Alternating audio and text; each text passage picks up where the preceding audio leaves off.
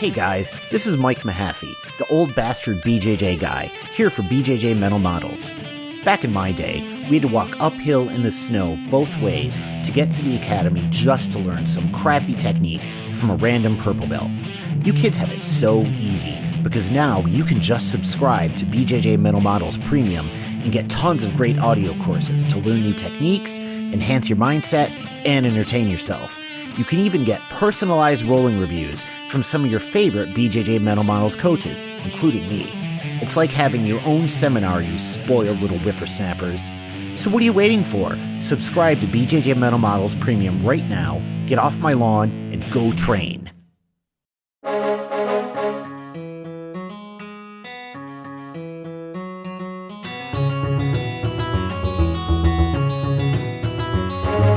Hey, welcome to BJJ Mental Models, episode 295. I'm Steve Kwan. BJJ Mental Models is your guide to a conceptual and intelligent jiu-jitsu approach. Today, here with friend of the show, the Yoga for BJJ master, Mr. Sebastian Brosche. Sebastian, welcome back to the show. How is it going, my friend? Thank you so much for having me back. It's going great. Here in Spain, it's really warm and sunny day and night. So I appreciate taking a little break from the sun and chatting with you. I am glad to have you. Now, for those who haven't been following the main feed, I know it's summertime and sometimes people are busy. They're off doing fun stuff and they don't have time to do the really important work like listen to a jiu-jitsu podcast.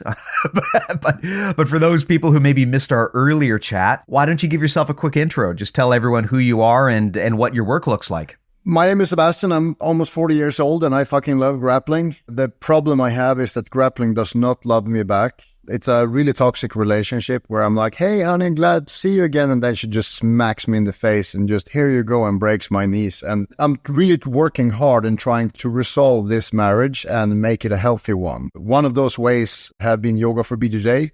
So we haven't separated yet, me and Jiu-Jitsu. Yoga for BJJ is kind of the marriage counselor that keeps us functioning together. My goal is to roll for the rest of my life. That's my personal goal. My professional goal is to scale up Jiu-Jitsu 5x what it is today. So instead of 20 million people training Jiu-Jitsu, 100 million people should train Jiu-Jitsu in the world. And that's no easy task. It's going to take all of us, but I think I'm a strategic kind of guy, and I think guys like you and me can really help Jiu-Jitsu leverage what's good about Jiu-Jitsu and put it out there in front of people and have them come back to Jiu-Jitsu again and again instead of quitting after their first class. Well, let's talk about that because this is a great way to lead into today's topic. I wanted to talk to you about organizing knowledge.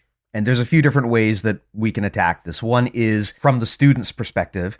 How do you take all of this information that's being thrown at you and kind of tie it together into a mental framework that you can use to understand what's going on?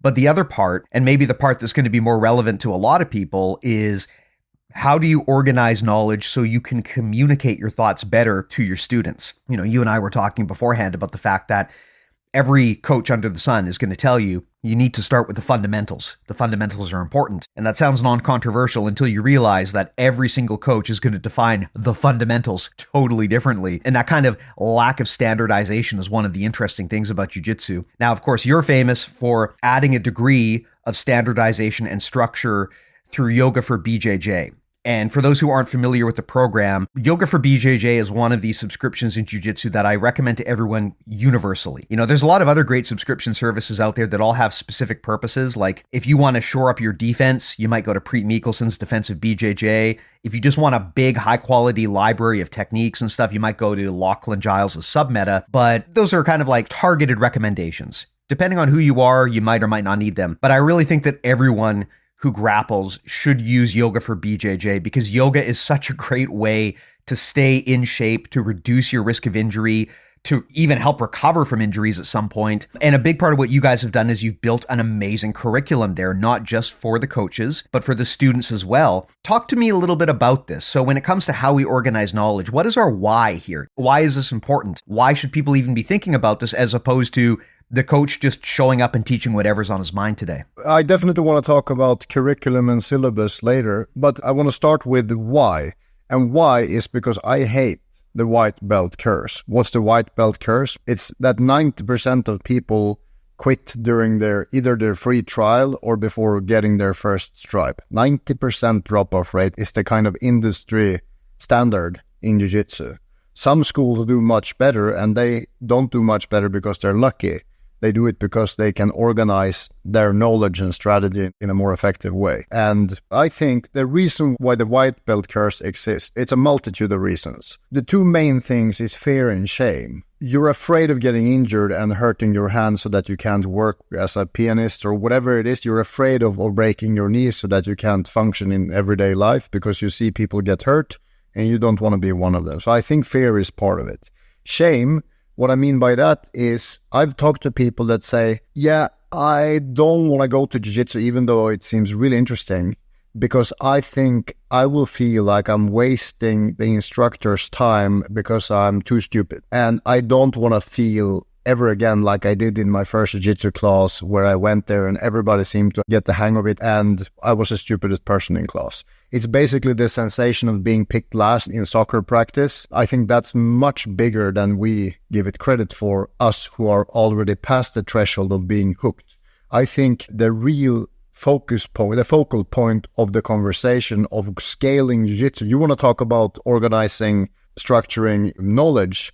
And I also want to try to steer the conversation back to how do we scale up Jiu-Jitsu?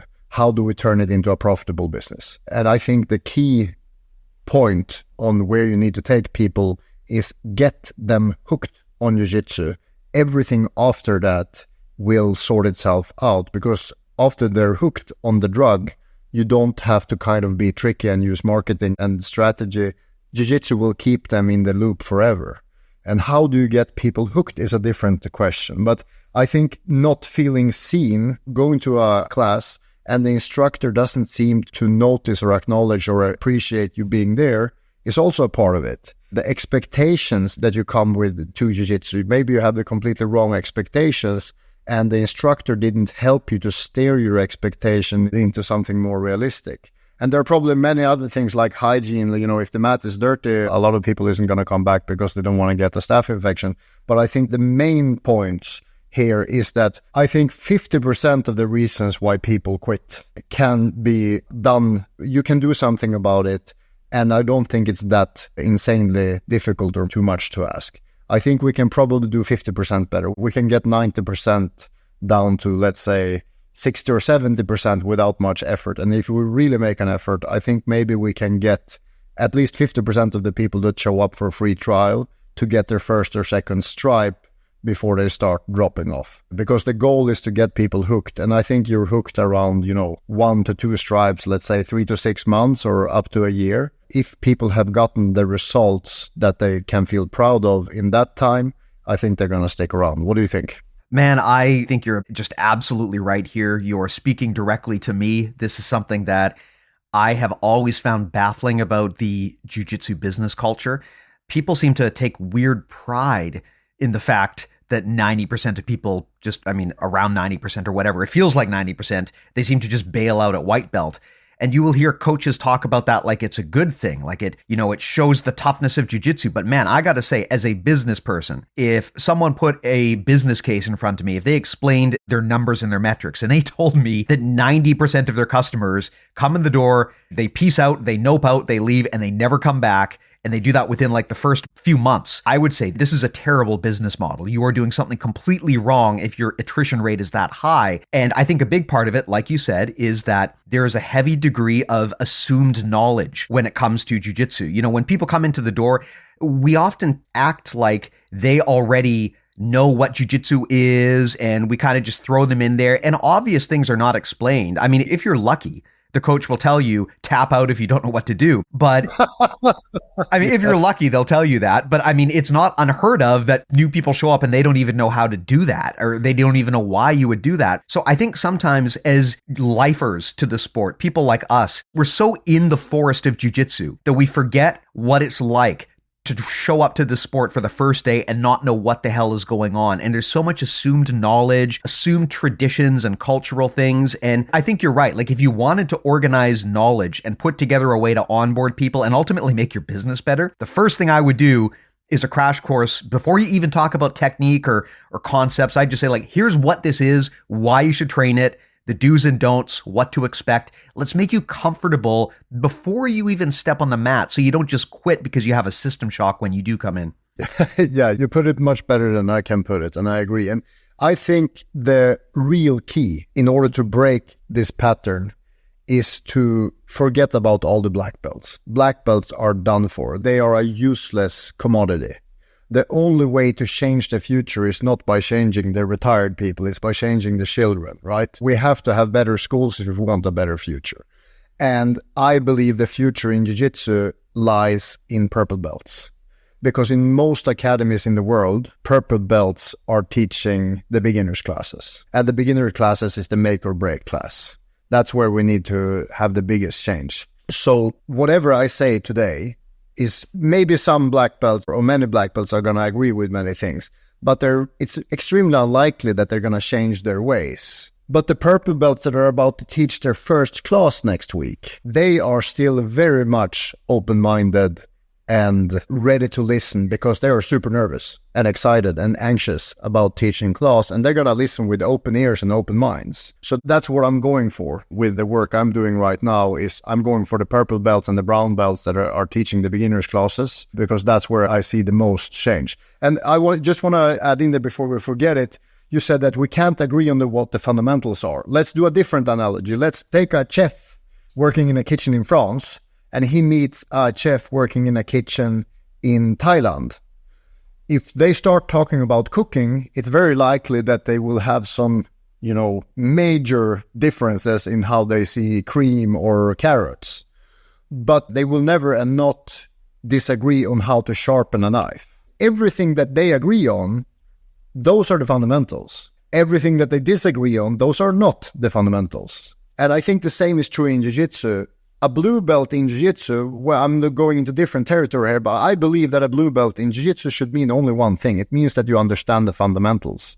And the fundamentals, we can talk about that more specific when we go into the curriculum, but I believe that you should be able to connect the major positions on both sides, right side, left side. Those are the fundamentals. If you know how to attack and pass the guard, and you know how to defend those attacks, it doesn't have to be a specific technique, but you have to understand how to defend the guard on both sides. And I'm really talking to myself here, because I was well into brown belt before I realized how much fundamentals I was missing from earlier, because there was no system in place. There was no benchmark. There was no checklist, a bullet list where I could tick off like, oh, I missed these. And that bullet list, we should put that in the hands of a white belt on their first month or two after in Jiu-Jitsu, like, here is what's expected of you. Because when we give expectations clearly written down on paper, you know what happens? People want to live up to those expectations. And then when they actually start trying to live up to expectations and they know what those are, instead of just arbitrarily guessing what's in the head of the instructor, then we start seeing some real results. Yeah, I like that a lot. Now, something that you said that is very interesting to me is that purple belts are the future. And I bring this up because we have a weird relationship with belts in this sport. A lot of weight and emphasis is put on belts. And that's another thing where that's kind of odd when you think about it, because there is really no standard for what makes a brown or a black belt. It's very much dependent on your coach's interpretation, but yet that doesn't stop us from putting a lot of emphasis on the importance of belts. And there's a lot of people who, if it's not a black belt saying it, they'll just tune out and stop listening. And I've heard this a lot from people who they look for that black belt, and if you don't have it, they just assume that you're not a great coach. But the reality, at least from my experience, has been that sometimes the black belts, in fact, oftentimes the black belts are not the best coaches in the room. When I was coming up in Jiu-Jitsu, all of the black belts at the gym that I started at, I found them to be aloof, standoffish. They couldn't explain things well. They had very short tempers and they lost patience with the new people easily. They didn't really explain things in terms of concepts. And I just never really felt like they actually cared if I was there, even though, frankly, I was paying them. But the best coaches in the room that I found, there were two that really stood out, and they were blue belts at the time and then became purple belts later on. One of them was Kabir Bath, who is a friend of the show now. A lot of people listening to this probably know him. Amazing instructor. Amazing. Yeah. He just by fluke, he came up in the same gym as me. And he's gone on now to get a black belt under Rafael Lovato Jr. He's the head of international at Rafael Lovato Jr.'s Association. We made a course with him about his incredibly successful kids program at his gym. But when he was a blue belt, he was outperforming most of the black belts in the room, at least in my opinion. And don't get me wrong, I am sure that the black belts technically knew more stuff, but they just couldn't communicate it worth a shit, right? I was getting more out of the classes from this blue belt, and that really stuck with me because that's the opposite of what people expect in jiu-jitsu. They look for the black belt as the source of knowledge, but I have often found that there's also a curse of knowledge, and sometimes the black belt is not the best person to teach. So tell me a bit more about why the blue and the purple belts are so important. Like, what makes them the target here for teaching and building up the next generation? If you're ready for a 2-minute digression here, going out on a tangent that I think it can be extremely valuable if you appreciate it, that is one of the most beautiful metaphors I've ever heard. It's about the expert bias and keeping the beginner's mind. And the expert bias is that the more you know, the worse you are at communicating it. So the reason why the blue and the purple belts are so good at communicating is because they just learned it themselves just a year or two ago, and they can relate. They remember how frustrating it was not to know this and this and this, and they can tell their story, and the students can relate as much to the instructor compared to the black belt who, maybe learned something 20 years ago. And maybe it's both outdated and also they lost interest or patience or whatever it is. And one thing we can never change, that's why I'm kind of giving up on black belts, is because most of them might have the biggest problem of all, which is not caring. And you can never change someone who doesn't care. But the blue and purple belts, they care because the black belts have a bright future behind them, not ahead of them.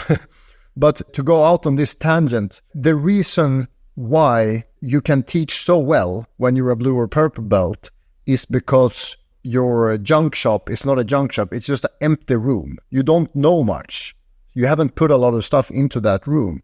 And if you find one object like a vase or a guard pass or a metaphor, whatever it is, you have something of value that you put in the center of that white room, you can just stand there and observe it, and it's goddamn beautiful. But what do humans do? We're like, okay, this one was beautiful, you think? So I'm going to go get another one. I'm going to buy a Danaher DVD, and I'm going to put that in there. Wow, that was also beautiful. And now I have 2 things. And then 10 years later, you have 600 things. And now the beautiful one thing is full, like cluttered in a big junk shop. So it doesn't really matter that you know a lot. ChatGPT knows a lot too, but it doesn't mean that you're going to get a good answer. Many times it can be the opposite, that it's so hard to discern with the details and the up and down and left and right. So the blue and purple belts, they are blessed because they don't know so much. So they can teach what they know with relative confidence. The more you learn, the more humble you need to become. And the more matters the fallback that you have, the strategy and the curriculum and the approach that you have becomes more important the more you know. Because I think Hickson said it really well. The more I know, the less I do. I know 600 options from the Z-Guard, but I basically just do the one thing over and over again because it's what works best for me. That doesn't mean that's the only thing he teaches. He might pick and choose from those 600 things when he teaches, but he doesn't just blurt it out in the front of the group for 10 minutes. Yeah, absolutely. Absolutely. The more that I study like deep thinkers in the sport and really good coaches, the more I see this pattern come up where they talk about making your knowledge in your game smaller, not bigger, because it's such an emphasis and it's such a thought for many of us that we just need more knowledge, more, because so much of the content out there is showing cool new fancy techniques. Sometimes you look at all of that and you think, well, I should just get more of this stuff. I should collect more. But a lot of the time, narrowing your focus is the key to getting better. I mean, Josh Waitskin has this concept he calls making smaller circles. And the idea is you want to figure out what the smallest circle of truly important knowledge is that you have, that you need to know, and make that rock solid. And then you can start to build on top of that. Nick Perler from the Perler Wrestling Academy in the States talks about how you should make your wrestling smaller. And I just think that's such an interesting perspective because it's something about high performance that is sort of the opposite of what a lot of people would expect. They think more is better, but often more is just confusion. It's just noise. I mean, I've seen people post their blue belt requirements tests, and they'll have things on there like, you have to be able to successfully execute 3 different sweeps from spider guard. And I'm looking at some of these and I'm like, man, I'm not even sure if I could pass your blue belt test, because it's just a collection of random bullshit on there. It's like a bunch of stuff that you either know or you don't, and there's no indication as to whether you're actually learning anything effective or not. You're just building a curriculum around, do you know all of these trivia points? But sometimes if you're really effective, you actually know and you do less instead of more. Yes, and I want to take that opportunity to say that I've been talking to 300 years worth of black belt experience designing the course that I've designed. And every black belt that's teaching beginners classes have a curriculum. But I haven't seen anybody come up with a great, ingenious, amazingly smart curriculum. It's a collection of techniques and they just stick to one technique for a long time so that people get it and then move on. But I think we can do a lot better. And I want to say about John Danaher is not enough. We cannot just all rely on John Danaher. Imagine how much pressure we put on the poor guy. He can do his thing at the top of the mountain. Us plebs here down in the muck and filth, we need to figure out what to do on the lowest level. So if he figures out that A, B, C, D, E works up there, and it's probably going to work good down there, but it doesn't mean that we can expect John Danaher to be a great communicator for people who are walking into Jiu-Jitsu for the first time. I believe the opposite is true. I believe that if we all teach exactly and become mini John Danahers, we're going to scare a lot of people away. So people like him and people like Lackland and people like Craig Jones, those are needed, but we cannot model, this is mental models, we cannot model the best guys at what they're best up there. We need to figure out, how do we get my girlfriend's cousin who is coming with her son for the first time to Jiu-Jitsu? How can we give them context for Jiu-Jitsu to be fun and make sense? Because I want to go to the grandma perspective. BJJ is just a huge excuse to belong. The reason why bullshit martial arts has an attraction is because it's a place where people belong. They don't care if it's a bullshit martial arts. They just want to come there and feel like they are missed. When they come back, like, hey, nice to see you again. That's why people come. And when we start talking about, no, you're doing this deep Z half guard wrong, then we're completely missing the point. The curriculum is important, but it's definitely not the most important thing. The most important thing is that you care and that you are nice to people and that they feel like they are appreciated being. We can never lose that perspective. That's what Jiu-Jitsu really is about. It's about creating a community that's healthy for people, especially now in the times we're living in now. People need that third place. Not work, not home. It's a place where they can come and just be without feeling nervous or attacked or fear or shame. Or it needs to be a safe place where they can also learn Jiu-Jitsu in an effective way. I think I can contribute with a lot because I put a lot of thought into this, and I've also struggled for thousands of hours on the mat just being frustrated and want to change the system from the inside, and now I think I have the opportunity to do it. Man, I want to talk so much about what you just said there, talking about the concept of Jiu-Jitsu as a vehicle for human connection and the importance of Jiu-Jitsu as a third place. Let's put a pin in that for just a second. We can come back to, actually, you know what? We might want to have a whole separate chat about that because I want to give that the respect it deserves. But first, something that you said at the more tactical technique level, you talked about how we can't just all try to copy John Danaher. And this is something that I feel tremendously. I mean, and again, this is no shade against John Danaher, right? His way of applying systems thinking to Jiu-Jitsu really did revolutionize the sport. It's added a tremendous amount of value for everyone, but it is, at the end of the day, just one perspective. And I think another mistake that people make is they'll think like, well, I want to be as good as Gordon Ryan, so I need to study Gordon's coach, and they will obsessively go down that rabbit hole. But like, homie, you're not Gordon Ryan. You're a 40-year-old accountant who just started jiu-jitsu a month ago and you train twice on weekends. You know, you may one day get to the point where having all of that information is the best way to get you better. But for a lot of beginners, that may not be the most appropriate way to get started, right? When you don't even know how to hold someone in guard, does it really make sense to start learning Japanese at that point, right? I mean, you got to kind of put one foot in front of the other and you got to walk before you can run. And I've always thought there is a big market for content that kind of more deliberately helps people climb that ladder of knowledge. Whereas if someone were to come into jiu-jitsu And, if my cousin said, hey, Steve, I want to try jiu-jitsu. What should I do? I wouldn't tell them, okay, you need to go and drop $400 and listen to 8 hours of this strange Kiwi telling you Sorry about. for interrupting. I hate to interrupt, but that when we're talking about Gordon Ryan and John Danner, they are at the last step. Imagine how many streams they crossed in different boats before they got there. Let's imagine that the waiter sweep from closed guard to get to mount, that it never works on the top level in competition. It doesn't mean that we shouldn't learn it, because it might be an ingenious vehicle of teaching and understanding at the blue and purple belt level.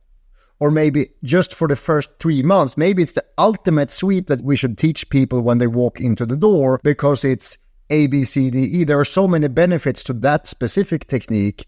And then later we can forget about it and learn something else that works better in competition if that's the goal. So just because the leg locks and the outside honey hole Z lock is the most effective at competition does not mean we should teach it in the start. So we have completely different functions of different techniques and different teaching styles. And John Danaher's teaching techniques, I don't believe it will be the most effective one for teaching a BJJ introduction course, because what people want when they step into the door and go to an introduction class to Jiu-Jitsu is to break the ice. They want you to say something that make them all laugh and feel like they are, not like people think they're an idiot. That's what they need. So if you can come up with a way to present the hip bump sweep so that everybody laughs and has an amazing time, and you make it into a little game, and then you can talk about the principle of it, but not for the cost of them having a good time. So for the first 10, 20, 30 classes in Jiu-Jitsu, you don't have to teach them any Jiu-Jitsu. You can teach them something, you can show them something that they do, and then later they're going to say, I can't believe it's not Jiu-Jitsu.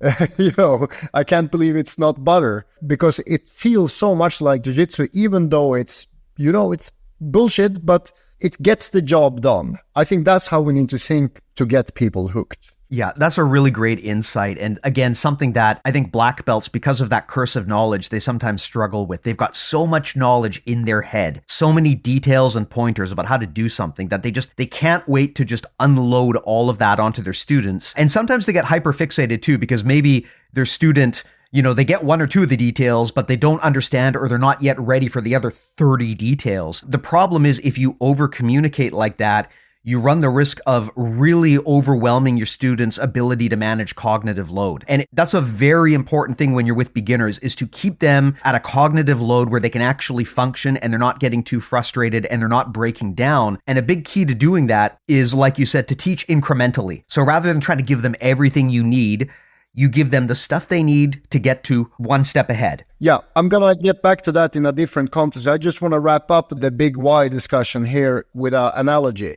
Imagine that you're going to university and you've been in university for 2 years and you're at the last 2 months of the semester, and then your professor calls you and say, hey, I had a thing happen. I really need to go to Croatia. Can you teach the last 2 months of the semester? You don't have any education in how to teach. You have no time to prepare. You have no experience teaching. You have no jokes. You have no relatable anecdotes. You have no plan B in case shit goes down. You don't even have a plan A. This is really unfair of your professor to do. You are not equipped to handle this. This would never happen in a university, but it happens on the jiu-jitsu mat every goddamn day.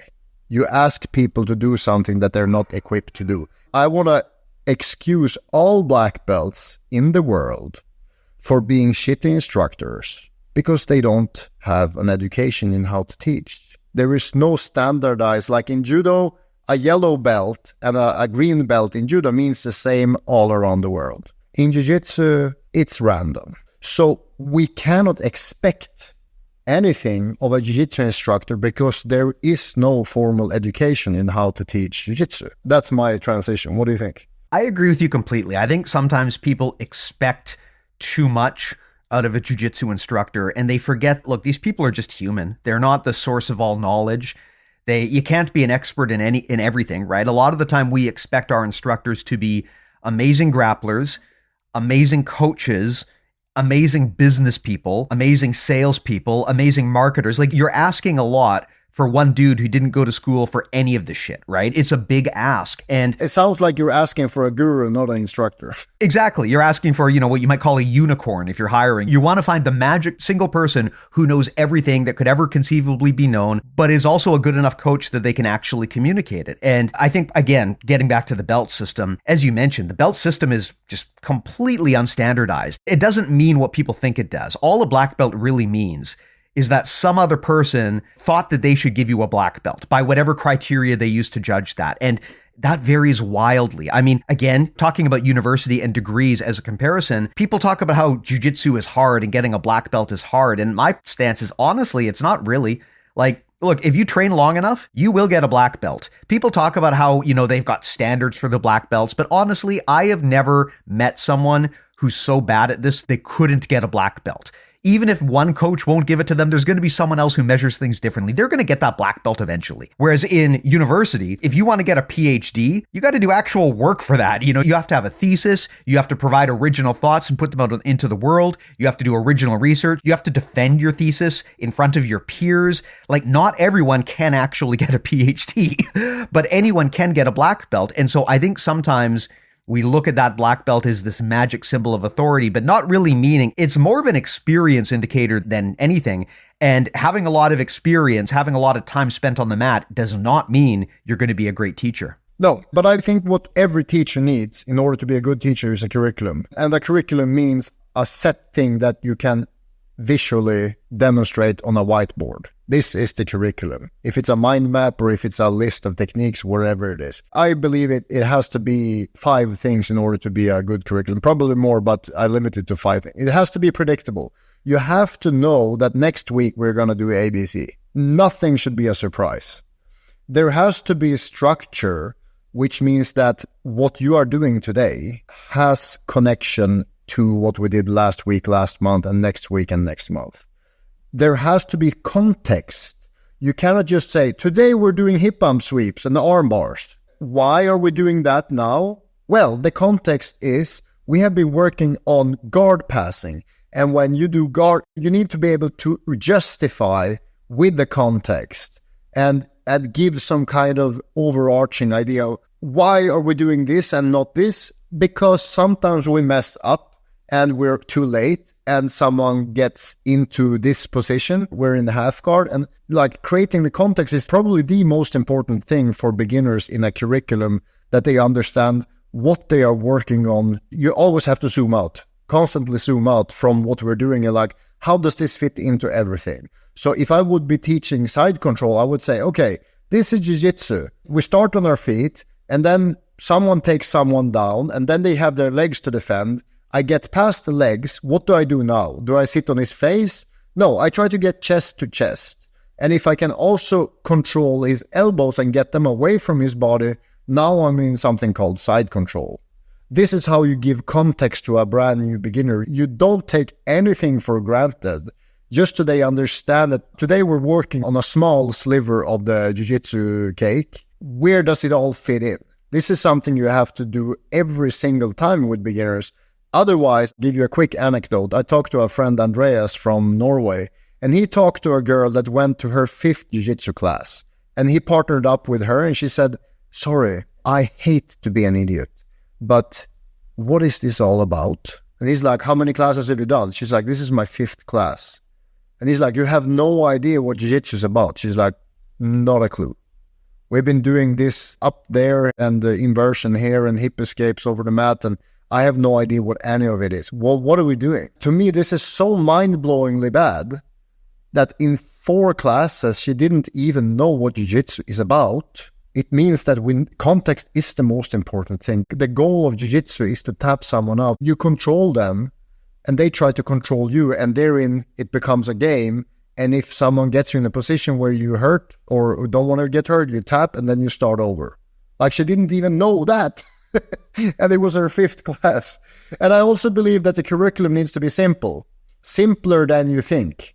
it has to be simplified consistently, but maybe down to the point of just practicing one technique. It's better to just do that than to overcomplicate like everybody tends to do. And I also believe it has to be visual. So predictable, structured, context, simple, and visual. That's what I believe that every beginner's... I'm not talking about blue belt curriculum. I'm like, from day one, this has to be in place. Got it. Yeah, makes a ton of sense. I like everything that you're saying here. And, sometimes I talk to people and they say, well, I can't even imagine a gym that doesn't do that, Steve. My coach does a great job of this. And I often have to inform people, look, it's cool that you've landed in a gym where your coach actually is putting thought into this stuff. But if you're not visiting a lot of other gyms and you're not talking to a lot of other people about their trained experience, you may not understand that a lot of gyms, probably still the vast majority, they don't really have a particularly thoughtful curriculum or way of structuring knowledge. A lot of the time it's like coach saw something on YouTube or on an instructional last night and he thought it was cool, so he's teaching it today with no context. I absolutely had this experience when I started jiu-jitsu, and I've told the story before. I was in my 20s. I'm a pretty deliberate analytical guy, as I'm guessing people on this podcast can understand. So I had done some research. I really didn't have a martial arts background, but I had done some research into what sport I wanted to learn and at least why I would like to do jiu-jitsu. And even before I came onto the mats, I had decided, I am a stubborn ass 20-something male. I am going to do this shit. I am going to stick through it. But not everyone comes in like that. A lot of people are going to come in and they don't know the difference between jiu-jitsu and karate. A lot of people come in and they're shocked to learn that we don't do striking. A lot of people come in and they're like, what the fuck is a Gracie? And why are you people saying that word over and over again? We assume so much knowledge. And again, I definitely had that experience. When I started jiu-jitsu, they just threw me in and some tiny blue belt just choked the shit out of me over and over again. I had no idea what was going on. I just knew that suddenly I couldn't breathe, and so I had to tap over and over and over again. For my personality type, and because I'd already done some research, I kind of knew what I was getting into and I decided to stick it out. But there's a lot of people who just heard from their cousin that jiu-jitsu is good and it's good for building confidence, and that's the only knowledge they have about this. And so they just rock into the gym, and then they're surprised to find out that someone who outweighs them by 100 pounds is sitting on them and sweating in their eyeballs and trying to choke them unconscious, right? You cannot assume the level of knowledge, and not nearly enough coaches follow those 5 principles you talked about, particularly around providing context and explaining why.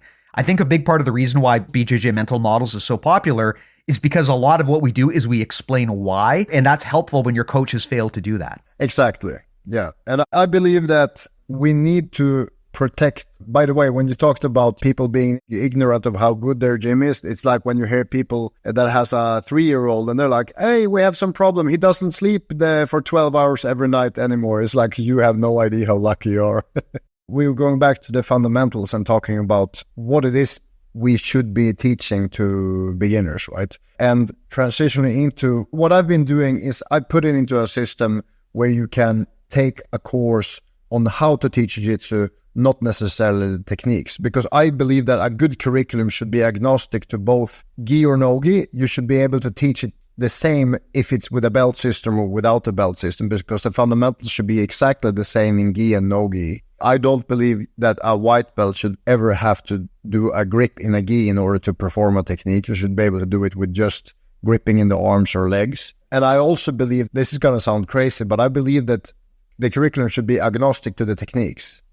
You should not have to know a certain technique to teach the curriculum. And this is how I've solved it. Instead of focusing on a list of techniques, I found out that there are 8 positions that we can start with. Is mount, back mount, side control, very uncontroversial, turtle, open guard, closed guard, half guard, and butterfly guard. That's everything you need to learn if you want to learn the basics of jiu-jitsu. And if you learn those 8 positions, what they are, what the names are, and what the purpose of it are. When I keep my legs around someone in closed guard, it's because ABC. And the reason I want to open someone's guard when I'm at the top is ABC. And the reason when I come to side control or mount is because I'm limiting his options and ABC. And my options there is to armbar or Americana or take the back and do rear naked. Okay, so how I pass the guard is irrelevant as long as I know how to pass the guard. If you want to teach and focus on the Toreando, and if I want to teach on focusing on the back step, That's not that important. As long as I can connect these two blurbs, open guard and mount. Can I pass the open guard and get to mount? Good, check.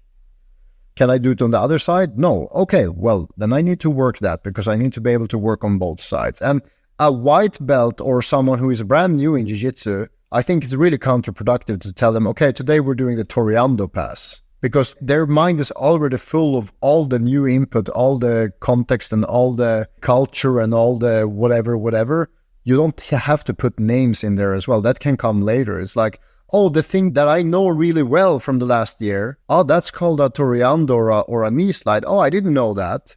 I think that's a lot better. I believe that doing comes first and the why and the understanding and the labels, everything comes later. What do you think? Yeah, that's great insight, man. We just had Charles Harriott on the podcast, and the topic of our conversation was what he calls the threefold view of jiu-jitsu. And effectively, I'm going to try to represent what he said here, but you want to look at jiu-jitsu through three different lenses. There is the bird's eye view, so you're like in a helicopter above the forest looking down. There is the like ground level view where you're kind of in the forest and you're seeing things directly. And then there's sort of a microscopic view where you look really closely at things to specifically analyze and pick apart and nitpick the details. And what Charles said is that you need all three of those. And a big part of learning jiu-jitsu and learning how to understand it effectively is knowing when to look at things at different levels. So, I mean, I think that the mistake a lot of people will make is they will hyper-focus on one of those views. So as an example, you talked about the over-enthusiastic, purple, brown, black belts. A lot of the time, they go so far down a rabbit hole that they're hyper-fixated on the microscopic details. Like they're nitpicking over like whether Lachlan's knee was 1 inch forward or 1 inch back. And that can be helpful knowledge at a certain point. But if the people in your room don't even understand what's happening, you are not attacking at the right level. And good coaching knows when to give people context at each of those different levels. And I agree with you. I think that for a lot of people, you need to give them some actual on the ground practice. They need to, even before they really understand what's happening, they probably need to see what jiu-jitsu looks like, maybe drill a few things in practice just so that they have a starting point. But then really quickly on, I like to give them some conceptual information, like a high level understanding of, regardless of what technique you're trying to do, look, let's play a game. Your objective is to get past their legs and pin them chest to chest. How you do that can come later. That's much less important than the fact that you understand the goal and you had some time playing with that and figuring it out yourself. Yeah, that's a concept that I definitely want to write down. That is, don't take away people's mistakes. Give them a chance to learn from their own mistakes. Because if you tell them what the right thing is, they didn't have an experience to feel how it feels to do it wrong. As long as they don't have to do it wrong for 6 years, let them do that completely wrong for 6 minutes, and then they can analyze and look back at it and laugh at themselves how bad they were 2 months ago and doing it like this and this. That's a great learning experience. So I think that's much healthier than standing in front of everybody and telling them what they should do. We're in class level now. I want to save that for the next chapter, but when we're talking about curriculum, I believe that when we talk about the class, like you said, I believe that what most teachers do is they teach way too much in public and not enough in private. They tell everything in front of the class instead of saving it for when people are drilling and you walk around and you're on the microscopic level only when you're in a one-to-one situation. When you're in front of a class, you limit the time to 2 or 3 minutes and you only talk about the macro perspective in front of everybody because it's much more effective. Yeah, absolutely. I mean, if you're trying to teach a triangle choke to people and you're talking about the tiny micro details, the little things that matter, like, the exact angle that you want to cut and how you can keep their posture broken while you're trying to finish the triangle and all of that. If you're trying to teach people to that and they can't even triangle their legs properly in the first place, you're attacking it wrong. And I agree with you that coaches often are so invested in communicating everything they know and so invested in preventing their students from doing it wrong that they take away their students' opportunity to learn and grow and figure it out on their own, which is how we actually learn. Like that's one of the things that the Ecological Dynamics coaches talk about all the time. You cannot teach someone jiu-jitsu by just micromanaging and lecturing them nonstop. They have to go in and try it, and it's going to be wrong. They're going to fuck it up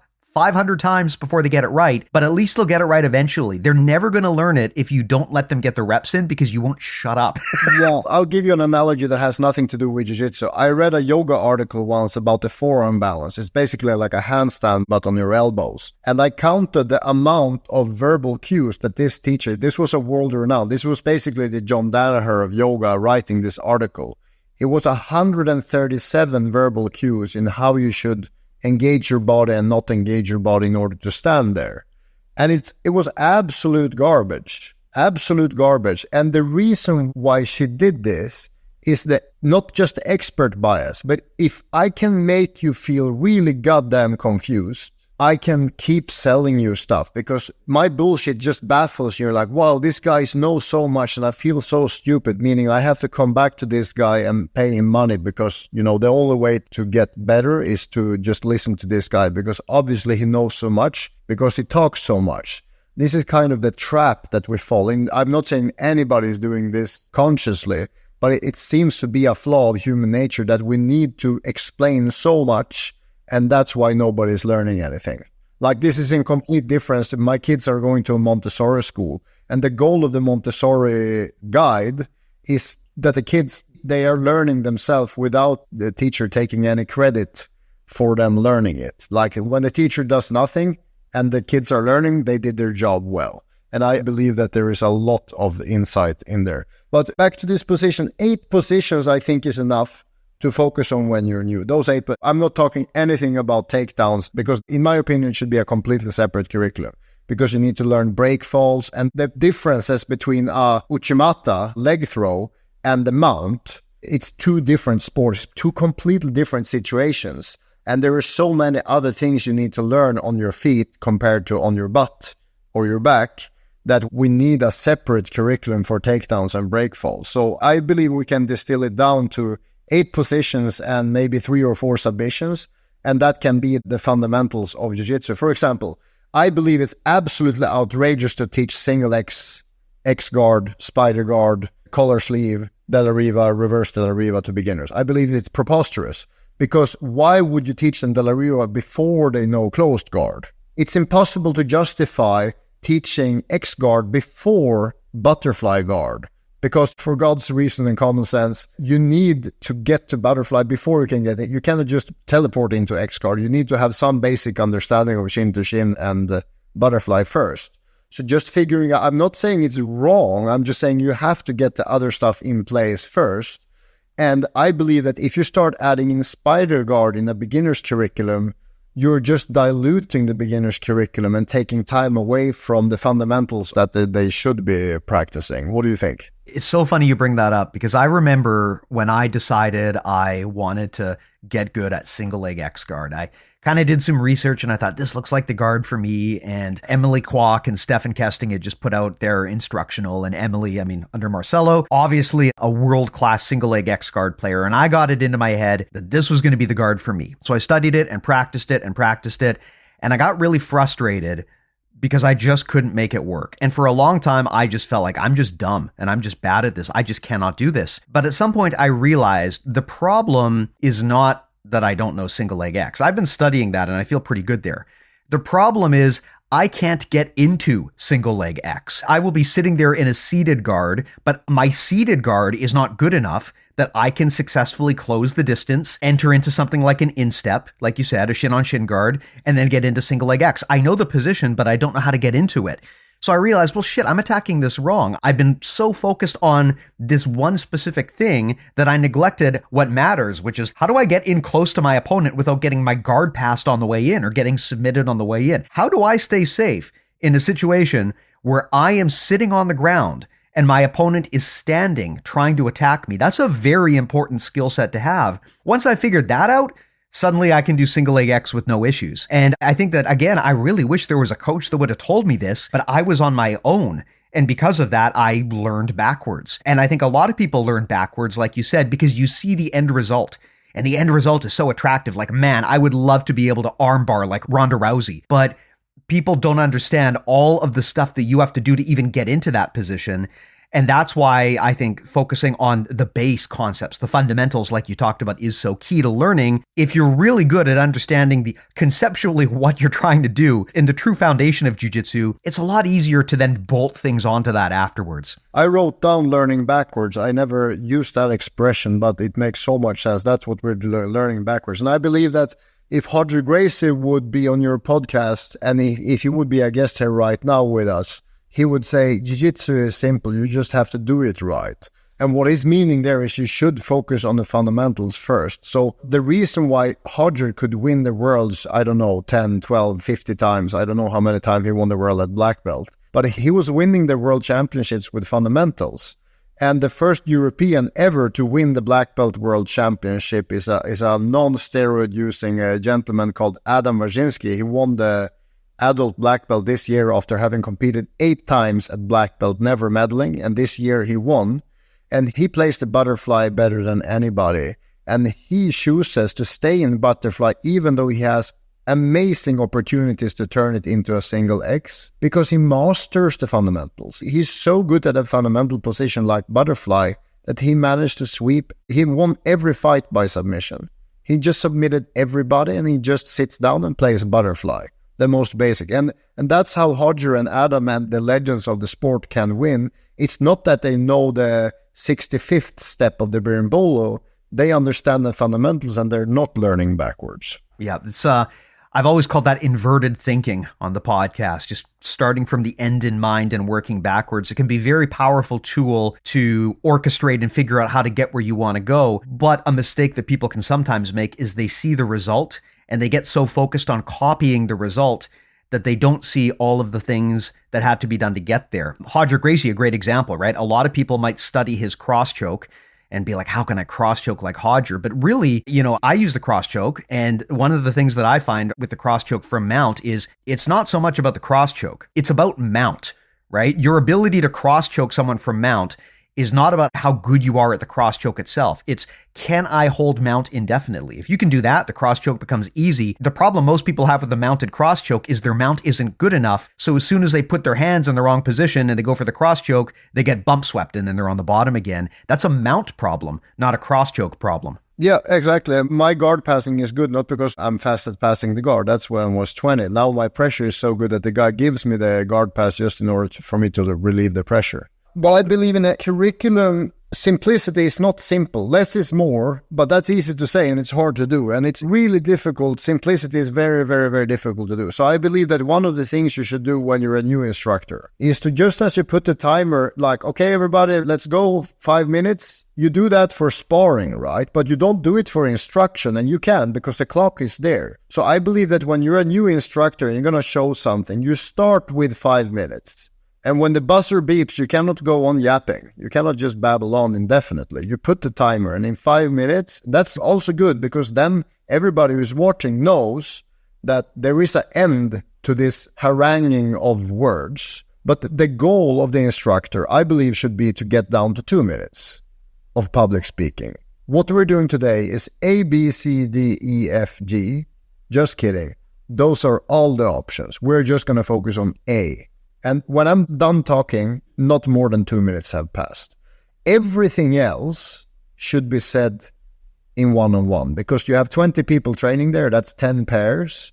You can go around and help everybody indefinitely, and then you are absolutely free to yap as much as you want because those 10 pairs will have at least 20 different problems, which requires 20 different solutions or 20 different contexts or explanations. So you can do all the talking you want, but it should not be done in public because it's inefficient. I believe the only reason you should say something in public is to save time, not waste time. And if someone is talking for 10 minutes, I don't remember the last 9 minutes. I only remember the last minute. So I believe that should be a hard rule when you're a new instructor. Put the timer at 3 minutes and then 2.5 minutes and then 2 minutes and try to stick all under 2 minutes. And then you're going to be a good instructor because you're only going to keep what's the essential. And then there is another tool that we came up with that is extremely effective. After those 2 minutes have passed, I asked some of the students, like one of the students or my partner that I used as a dummy to show the technique, tell me This is called the Feynman technique, or it's like a Stoic technique. Tell me what you heard in your words. What's the essence of what we're doing? And when he's telling me back exactly what I said, but with his own words, then I know I did a really good job. If he can't remember, I talked way too much. If I said 10 things and he remembers 2, it's not because he's an idiot. It's because I talked too much. What do you think about that? I love the idea of putting a timer on the coaches to control their talking. It's hilarious and it makes all the sense in the world if we are timing our students and giving them a time box for how much time they get to practice stuff. And if we're putting a timer on them for the rounds, why don't we also put a timer on the coach? I mean, that, like you said, that's probably the biggest overall waste of time, because in a lot of classes, you have everyone just sitting there doing nothing while the coach monologues for 15 minutes about who knows what. And even if the coach's intentions are good, until people actually start trying to do stuff and the coach sees the results of what they're doing, you can never really know if people understand you. I mean, every coach has seen this, right? Where they say, they'll talk and they'll go around and they'll say, does everyone understand what I just said? And everyone will nod their head. And the coach will say, okay, 1, 2, 3, clap. And then everyone will go off to drill it and it will become immediately clear. They had no fucking idea what the coach actually was saying. Yeah. You don't get that feedback if you're standing at the top of the room talking nonstop. But if you time box yourself and then give the students some time to see if they actually did get it, as the coach, that will tell you when you open your mouth next, is it really time to move on to the next thing? Or do we have to reinforce and dig deeper into what I just said because I didn't explain it well enough? Exactly. I talked to a guy, he was a Greco-Roman Norwegian champion many times and one of the best Jiu-Jitsu instructors in Norway. And he said, I think Jiu-Jitsu training is completely backwards because we have really hard warm-ups and then we stand around watching for 10, 15 minutes while someone is yapping on. And then we do techniques and then I'm cold and then we're doing sparring and then I get injured. It's like, this is not how a training is structured in wrestling. And like talking to him for a couple of hours, I realized that we're doing so many things backwards in Jiu-Jitsu that problems that have been solved in wrestling, problems that have been solved in judo, like the way he does it, he just demonstrates for 30 seconds. This is what we're doing. We're doing over, under, and then we're doing a whip lat. Okay, let's go. And then he spends all his time going around helping everybody individually. He's not doing anything in public. He's not showing any techniques in front of the students. He just helps everybody individually. And then after sparring, they take 10 minutes after training or the last 10 minutes of training.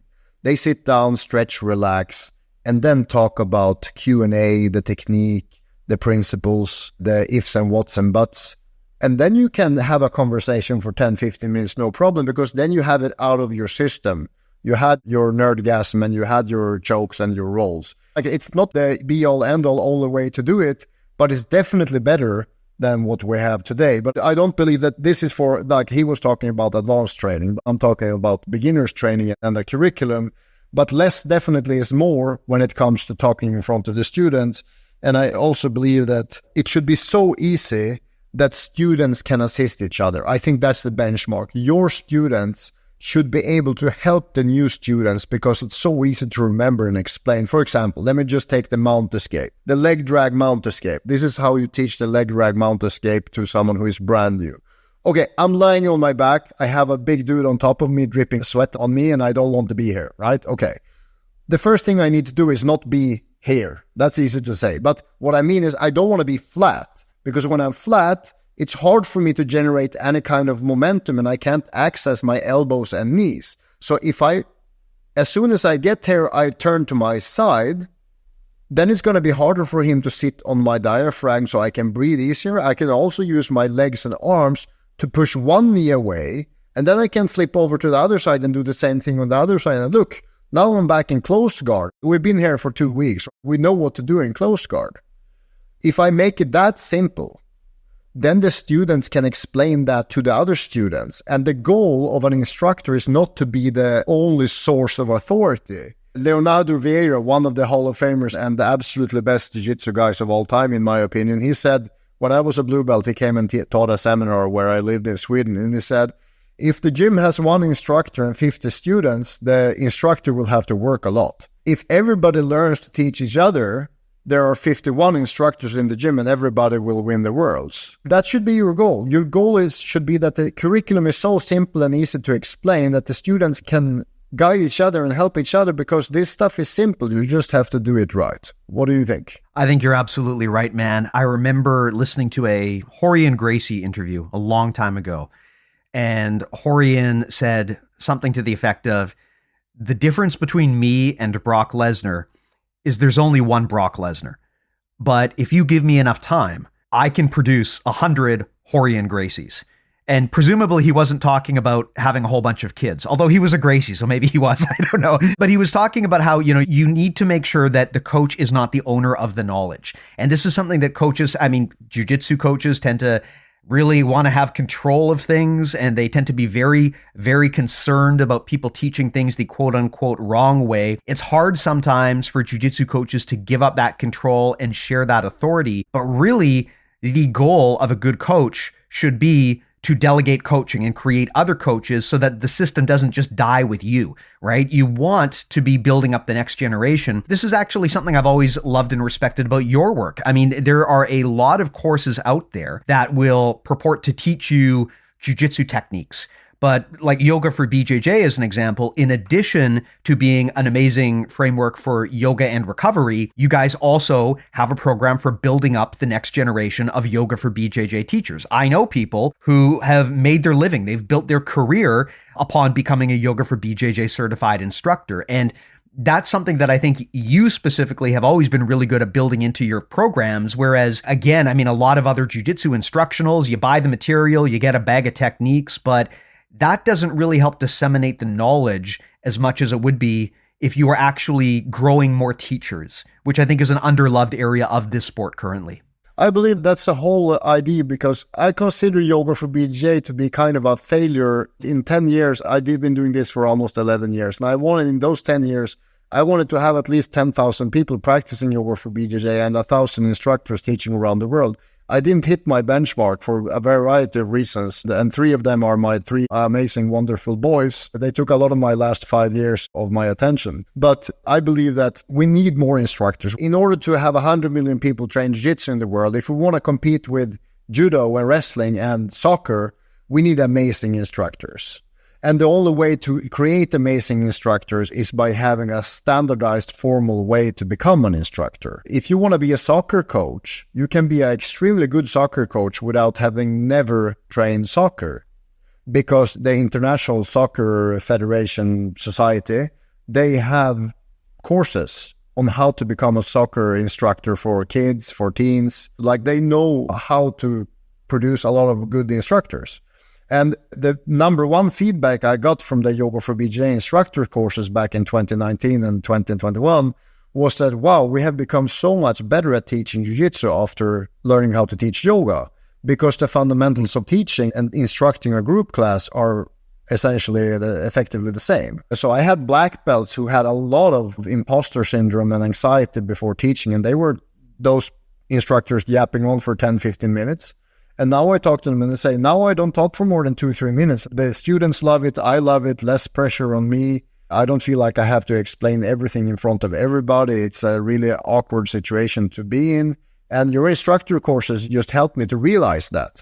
And it was when I had that feedback consistent that I'm like, in yoga, everyone and their mother is a yoga instructor, because there is a system on how to produce yoga teacher. In my opinion, the average yoga teacher is pretty, the standard is very low, but at least there is a standard there. The standard jiu-jitsu instructor, I don't even want to think about how bad the worst jiu-jitsu instructors is. I believe I've seen them, but there are probably even worse instructors out there. They're so bad that I would just cut my nose off just having, not to see it. But again, we cannot blame people for being really bad when we don't put any expectations on them. Like, if I produce a instructor's course for jiu-jitsu and say, this is the standard, and everybody tries to live up to that standard or, question me and say, this standard is too high or too low, then at least I think we're having a really important discussion. But I believe that we cannot go on like we are now, where there is no standardized way to become an instructor. And I talked to the IBJJF about this. The head of IBJJF Europe, I talked to him and I explained everything that I'm talking in 5 minutes that I'm talking with you now. And he said, Sebastian, I'm 100% on your side, and we tried this. And you know what the instructors said? They said, go fuck yourself. They didn't want there to be a top-down saying IBJJF says that in order to be a IBJJF instructor, you need to fulfill these requirements. It's my gym, it's my black belt, it's my way over the highway, go to hell. That's the response they got with trying to implement this stuff. So I took that to heart and I'm like, okay, so let's approach these black belts and say, hey, the most important thing in the world when you own a gym is money. Because if you don't have money, the gym dies. Do you want to keep teaching all the classes yourself forever? No, probably not. Okay, so what's it going to take for you to go from 150 students to 500 students? Someone else teaching the beginners classes, right? And you need your beginners classes to be full, right? So how are you going to standardize and quality check your instructors? Because what I've heard, most people like, yeah, I teach the instructors and tell them what to do. And I'm like, how are they doing? I don't really know exactly. So you need to send your purple and brown and black belts that are teaching the beginners class. You need to send them to someone like me that can tell them, this is the curriculum, this is what you're doing. Everybody do the same thing up to blue belt. After blue belt, I don't care what happens because after blue belt, they're hooked. But send them to Sebastian and I'm going to create very confident, solid, simplistic beginners instructors. And I think that's a better idea than just keep going on like we are doing now. What do you think? Man, I think you're absolutely right here. I understand why a lot of black belts would be against the idea of kind of having more regulation externally. I mean, this is a sport where ultimately there is a lot of individualism, which is understandable because it is a one-on-one combat sport. And wanting to having more red tape and more people overseeing what you're doing, I can understand why people would see that as a hassle. But to some extent, if we want to be better, we have to be transparent and we have to be open to the possibility that other people might know better than us or might have ideas that we should benefit from. I think that a more open exchange of information at the black belt coaching level would be good. And I think that black belts being more receptive to trying new things and being okay with accepting that, look, just because you're the black belt instructor, that doesn't mean you have to know everything. It's totally fine to admit that you don't know everything. And again, I would say that for students as well, I think students also should probably extend a bit of that patience to their instructors. Students sometimes expect their instructors to know everything. And I mean, if you look at people on the internet, a lot of the time there is this hyperfixation on what the absolute top 1% is doing and disregarding everyone else. But look, I mean, Gordon Ryan is not going to be your day-to-day coach at your gym. The person who's teaching your gym is going to be a regular dude who's just been doing this a bit longer than you. And so I think it's important to also understand that your coach is still learning too, and don't have that expectation of your coach that they must know everything. And if they have limits of their knowledge, they must suck at this. That's just part of being a good coach, is being willing to accept that you don't know everything and being willing to learn and take on new ideas. We don't want a culture where we expect our coaches to be the single source of knowledge that we get everything from. No, I believe that we need to make a clear differentiation between being a coach and being a beginner's instructor. All levels class, when you have from white to black belts, or maybe you have some sambo guys only doing no-gi and MMA, like in most gyms, you have a wide spectrum of people in the all levels or advanced class. But I'm never going to touch advanced classes. I don't care about those because there should be a huge variety, because that's what's so beautiful about the sport. But I believe that the beginners classes, the fundamentals and the basic classes and the introduction courses, they should only follow a curriculum where it's very easy for the students to know what to expect and plan, and for the instructor to instruct. Like when the student asks something about the curriculum, the instructor should be able to say, yeah, that were good question. We're doing that 3 weeks from now. Or we did that 3 weeks and we're going to come back to it later, because everything connects. These 8 positions, they are connected, so that today we're working on opening the closed guard and passing the side control. That's 3 blurbs. It's a closed guard, it's the open guard, and it's the side control. We don't think about guard passing or sweeps. We just think about connecting the dots. And the way that I structure this curriculum is that we do 4 classes. Class number 1, we do the opening the closed guard. Class number 2, we focus on the guard pass. And class number 3, we focus on escaping the side control back to closed guard. And now we have connected these 3 dots so that it becomes a loop drill. So we can do it indefinitely. We can just keep going and going and going and going. And when people do it 10, 15, 20, 50, 100 times, we can start increasing the resistance gradually. And we can train the uke, the partner, to be active and be a part of the drill. Early on, I'm not talking about purpose, I'm talking when people have been doing 5 jiu-jitsu classes, we are teaching them to become a good partner. Imagine what that does to you. Instead of having a dead fish to drill on for 5 years, you have someone who is constantly tuning into you, trying to find the right level of resistance, surprising you a little bit here, giving you a little bit of more resistance where they think you need it. And then the 4th class, that's when we connect, really, you practice A, you practice B, you practice C. And then the 4th class, I call it the catch-up, the recap and catch-up class. So every 4th class in this curriculum is a recap and catch-up class. So if you missed one of the classes, that's your opportunity to ask questions, because it's a different vibe at that class.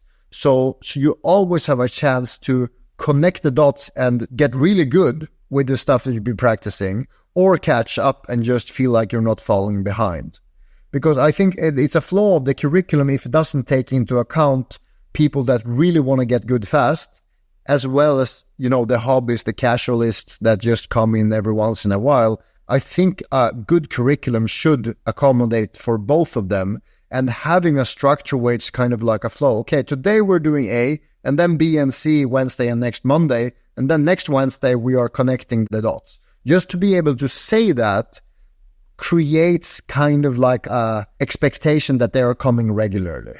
Because before people are hooked, you cannot expect them to prioritize jiu-jitsu over everything else. So there is no wonder that some people just come once or twice a month. I have a friend from the UK who is a PhD and a white belt in jiu-jitsu, and he's like a PhD in strength training. He knows exactly how the body works, and he knows how to acquire, like one of his PhDs was, how do you acquire new information?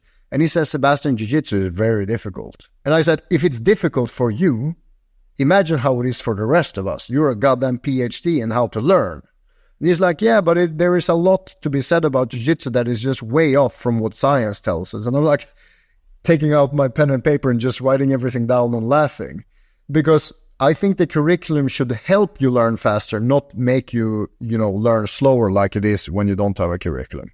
Awesome. Well, I always love chatting with you about this stuff, Sebastian. Amazing insights as always. And now you've got me thinking, I would actually love to get you back on at some point and talk about something you mentioned earlier, just the idea of jiu-jitsu being all about human-to-human connection and relationships and the importance of your gym as a third place. I talked about that with my brother on the podcast many, many years ago, but I'd love to revisit that. But maybe for now, we've been at this for a while. I would ask if people like your approach, if they've listened to this and they like what you have to say, or maybe if they've been using yoga for BJJ and they're interested to know how your approach of structuring information would work for actually teaching jiu-jitsu, where can they go to check this out? I know you've been putting some stuff together, so if people want to see all of these ideas in action, how can they go about doing that? I have a website called teachgrappling.com, where I'm selling level 1, 2, and 3 instructors courses, which is the white belt curriculum. If you're a gym owner, please reach out to me directly on Yoga for BJJ on Instagram,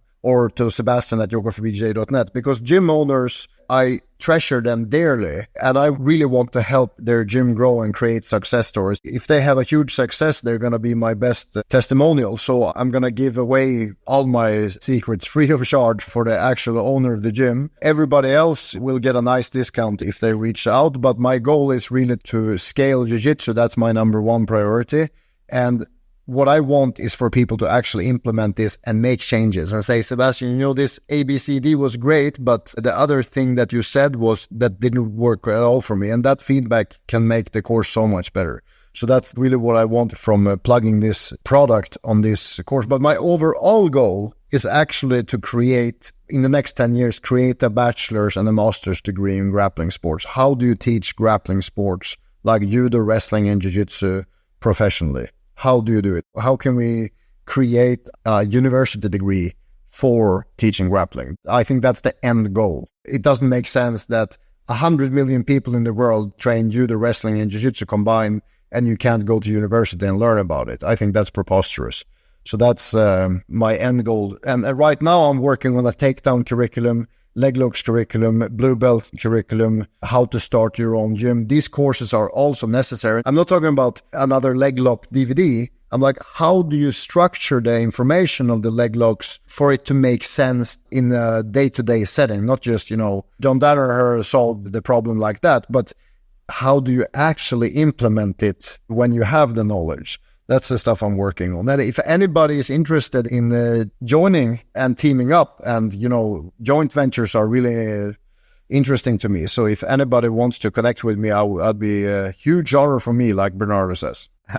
Awesome. Well, as I will always do, I will put those links in the show notes. So if people want to check out your new Jiu-Jitsu grappling framework and material, I'll put that link there. I'll also, of course, put a link to Yoga for BJJ. Again, I will never stop recommending this product, and also link to your contact info. So if people do want to reach out, they can do that. I will also, in the show notes, put a link to our stuff. Pretty easy to find. Everything we make lives at bjjmentalmodels.com. We're getting dangerously close to episode 300 here, which I am very excited about. Our newsletter has been just exploding recently in popularity, so you probably want to get on there if you aren't already. There's going to be a link in the show notes to that too. And in terms of other stuff, if you want to support us on Premium, that's how we pay the bills here. It is the primary way that we make this project work. We've got almost 600 Premium members now. The reasons you'd want to join that, I talk every week about all of the content and the educational material and the courses, but relevant to this episode, one of the things that we really focus on our Premium service is community and networking. And I'm really proud and really happy with what we've built there. People who listen to this podcast probably have seen the pattern that a lot of the really amazing black belts that we talk to, they're all members of our Premium community. And we have people who actually join BJJ Mental Models Premium just for the community. So if that is a piece of jiu-jitsu that you see the value in, and you want to expand your jiu-jitsu horizons beyond just the people that you meet in the gym, if you want to get the opportunity to network with amazing grapplers around the world, Premium is an awesome way to do that. I have met quite literally some of my very best friends on the planet because they were members of this community. So please do consider joining if you aren't already. bjjmentalmodels.com is where you go to check that out, and the first week is free. So again, looking forward to see you there. But Sebastian, awesome chat, man. Always love having you on. And yeah, I think that I'm feeling really inspired about getting you back on at some point and talking about community and networking and relationships and the idea of jiu-jitsu as a third place. So I think we should probably get that in the calendar too. Yeah, and something I'd love to talk about is the role of the instructor. We didn't talk anything at all about what an instructor can actually do in a class. It's not just about the technique. There are so many situations where you can really make a difference if you have some strategy behind. There is no one solution to what personality or approaches you have, but there's probably many things that can make jiu-jitsu much more interesting when you are in the role of an instructor and a professional. I think that's a nice subject to weave in there. Absolutely, absolutely. I mean, a lot of people, they get into jiu-jitsu coaching because they just love jiu-jitsu, but they wind up in a position where they can legitimately change people's lives. And I think that's part of the reason why